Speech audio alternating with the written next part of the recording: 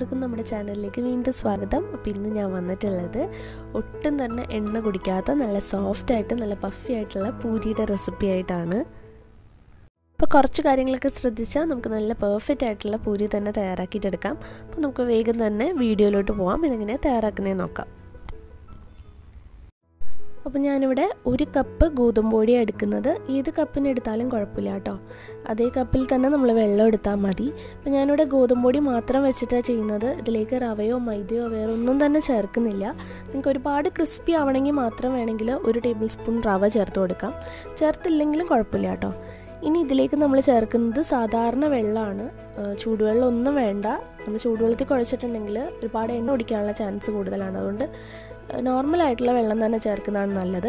അതൊരു 1/2 കപ്പിൽ താഴെ മതി നമുക്ക് പൂരിക്ക് കുഴച്ചെടുക്കാൻ വേണ്ടിയിട്ട്.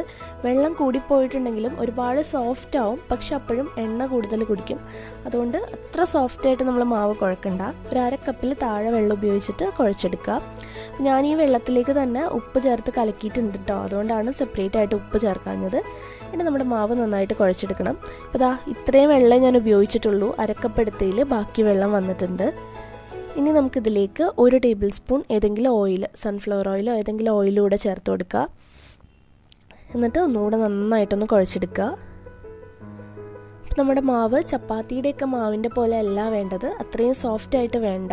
നമ്മൾ അതിനേക്കാളും കുറച്ച് വെള്ളം കുറച്ചൊരു കട്ടിയുള്ള മാവായിട്ട് കുഴച്ചെടുക്കുക. അപ്പോൾ നമുക്ക് ഒട്ടും എണ്ണ കുടിക്കാത്ത എന്നാൽ നല്ല സോഫ്റ്റ് ആയിട്ടുള്ള പൂരി തന്നെ കിട്ടും. അപ്പോൾ നമ്മുടെ മാവൊക്കെ ഇവിടെ റെഡി ആയിട്ടുണ്ട്.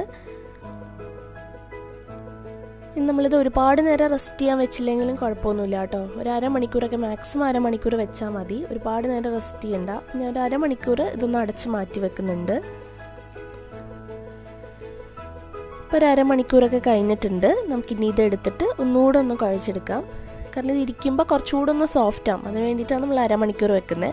അപ്പോൾ ഒരുപാട് നേരം നമ്മൾ ചപ്പാത്തിയുടെയൊക്കെ മാവ് വെക്കുന്ന പോലെ വെക്കണ്ട. എന്നിട്ട് ഇത് ചെറിയ ഉരുളകളാക്കിയിട്ട് എടുക്കുന്നുണ്ട്. അപ്പോൾ നിങ്ങൾക്ക് ഇഷ്ടമുള്ള വലിപ്പത്തിലെടുക്കാം കേട്ടോ. ഞാനിവിടെ ചെറിയ പൂരിയാണ് ചെയ്യുന്നത്. ഇനി നമുക്കിത് പരത്തിയെടുക്കാം. പരത്തിയെടുക്കുമ്പോൾ നിങ്ങൾക്ക് വേണമെങ്കിൽ പൊടിയിട്ടിട്ട് പരത്താം, അല്ലെങ്കിൽ എണ്ണ ഉപയോഗിച്ചിട്ടാണെങ്കിൽ അങ്ങനെ ചെയ്യാം കേട്ടോ. രണ്ടാണെങ്കിലും കുഴപ്പമില്ല. പിന്നെ പരത്തുമ്പോൾ ശ്രദ്ധിക്കേണ്ട ഒരു കാര്യം, കുറച്ചൊരു കട്ടിയിൽ വേണം നമ്മൾ പൂരി പരത്തിയെടുക്കാൻ വേണ്ടിയിട്ട്. അല്ലെങ്കിൽ അത് നന്നായിട്ട് പൊങ്ങി വരില്ല. ഒരുപാട് നേരിയതാക്കി പോകണ്ട. അപ്പോൾ കുറച്ചൊരു കട്ടിയിൽ എല്ലാം നമുക്കിതുപോലെ പരത്തിയെടുക്കാം. അപ്പം ഞാനെല്ലാം ഇതുപോലെ പരത്തിയെടുത്തിട്ടുണ്ട്. നമ്മൾ ആ പൊടിയൊക്കെ നന്നായിട്ടൊന്ന് തട്ടിക്കളഞ്ഞാൽ മതി, പൊടി ഉപയോഗിച്ചിട്ടാണ് പരത്തുന്നതെങ്കിൽ. ഇനി ഒരു ചട്ടിയിൽ എണ്ണ ഒഴിച്ച് ചൂടാക്കിയിട്ടുണ്ട്. നമുക്ക് ഓരോന്നായിട്ട് പൊരിച്ചെടുക്കാം. അപ്പോൾ പൂരി പൊരിക്കുന്ന സമയത്ത് ശ്രദ്ധിക്കേണ്ട കാര്യം, അത്യാവശ്യം എണ്ണയ്ക്ക് നല്ല ചൂട് വേണം, എങ്കിലേ ഇതുപോലെ പൊങ്ങി വരുള്ളൂ. പിന്നെ നമ്മൾ ഇട്ടതിന് ശേഷം ചെറുതായിട്ടൊന്ന് പ്രസ് ചെയ്ത് കൊടുക്കുക ഒരു കയ്യിൽ വെച്ചിട്ട്. അപ്പോഴാണ് അത് പെട്ടെന്ന് തന്നെ അങ്ങ് പൊങ്ങി വരും. പൊങ്ങി വന്ന ശേഷം നമ്മൾ ജസ്റ്റ് ഒന്ന് തിരിച്ചിട്ട് 2 സൈഡും പെട്ടെന്ന് തന്നെ വെന്ത് കിട്ടും. എളുപ്പത്തിൽ നമുക്കിതുപോലെ പൊരിച്ചെടുക്കാം. അപ്പോൾ എണ്ണയുടെ ആ ഒരു ചൂട് അതുപോലെ തന്നെ മെയിൻറ്റെയിൻ ചെയ്യാനായിട്ട് ശ്രദ്ധിക്കുക. എന്നാൽ മാത്രമേ നന്നായിട്ട് പൂരി പൊങ്ങി വരുള്ളൂ.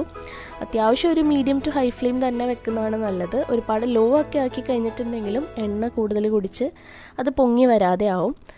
അപ്പോൾ അതായത് പോലെ എളുപ്പത്തിൽ തന്നെ നമുക്ക് എല്ലാ പൂരിയും ചുട്ടിട്ടെടുക്കാം. അപ്പോൾ ഞാൻ പൂരി എല്ലാം ഇവിടെ പൊരിച്ചെടുത്തിട്ടുണ്ട്. ഇത് അതുപോലെയാണ് ഉള്ളത്. ഒട്ടും തന്നെ എണ്ണയൊന്നുമില്ല. നല്ല പഫിയായിട്ട് എല്ലാം വന്നിട്ടുണ്ട്. എന്നാൽ ഇത് നല്ല സോഫ്റ്റാണ് കേട്ടോ. ഒരുപാട് ഹാർഡൊന്നുമല്ല, നല്ല സോഫ്റ്റ് ആയിട്ടുള്ള പൂരി തന്നെയാണ്. അപ്പോൾ അതാ ഇതുപോലെയാണ് ഉള്ളത്. അപ്പോൾ ഇത്രേ ഉള്ളൂ. വളരെ സിമ്പിളായിട്ട് തയ്യാറാക്കാൻ പറ്റുന്ന നല്ല സോഫ്റ്റായിട്ടും ഒട്ടും എണ്ണ കുടിക്കാത്ത പൂരിയാണ്. എല്ലാവരും ട്രൈ ചെയ്ത് നോക്കുക.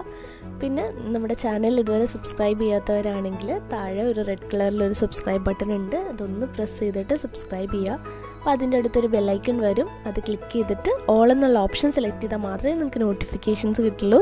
അപ്പോൾ നെക്സ്റ്റ് വീഡിയോയിൽ വീണ്ടും കാണാം. താങ്ക്